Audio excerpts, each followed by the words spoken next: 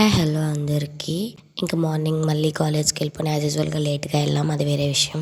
ఇంకా అన్ని టెస్ట్లు అయిపోయిన తర్వాత క్యూబ్స్లలోకి బీమ్స్ సిలిండర్స్లోకి సెట్ చేసేసి తర్వాత ఇంకా క్లీన్ స్టార్ట్ చేసాము. ఈ క్లీనింగ్ చేయకపోతే నరుకుతారు మా వాళ్ళు, చేసిందాక కుదలరు. మా స్టాఫ్ అట్లుంటారు. మళ్ళీ మార్నింగ్ తినకుండా వచ్చాము, పక్క టీం వాళ్ళతో తెప్పించుకున్నాం. మా ఫ్రెండ్ తెప్పించుకుంటుంటే అన్నీ తినేసిన తర్వాత ఆ క్యూబ్స్ వాటన్నిటికీ నామకరణం చేసినాము.